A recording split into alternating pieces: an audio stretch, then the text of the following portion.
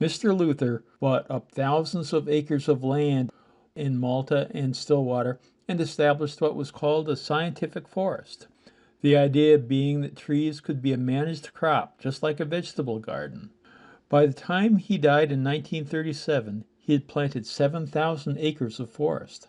That was the status quo until World War II, when the U.S. government realized the enormous forest offered the isolation needed for secretive weapons testing and took control of part of the forest and established a 1 mile exclusion zone. After the war, the United States sought to catch up to German rocket technology. Part of Luther Forest was established as a rocket engine testing site where the engines that would send Americans into space were developed and tested. The rocket engine testing era ended in 1964. In about 2000, the land drew the interest of economic development officials who thought that the nearly 1,500 acres that had no residences due to the rocket testing site restrictions offered a place where an enormous high-tech factory could be built. Zoning changes to allow a computer chip plant to be built were approved by the towns in 2004 after a 2-year process.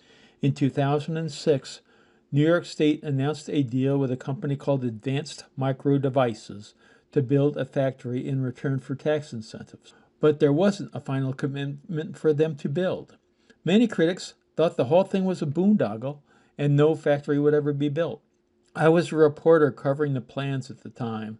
When I pressed AMD on when it would make a decision, the response would be, "We can't say. We operate in a complex environment with many moving parts." Maybe my favorite non-answer of all time. AMD finances were precarious, and in 2009 it sold its manufacturing plans to a new entity that would be named Global Foundries. Construction began with great fanfare in 2009, and commercial production began in 2012. Since then, Global Foundries has built additional facilities and invested billions more dollars.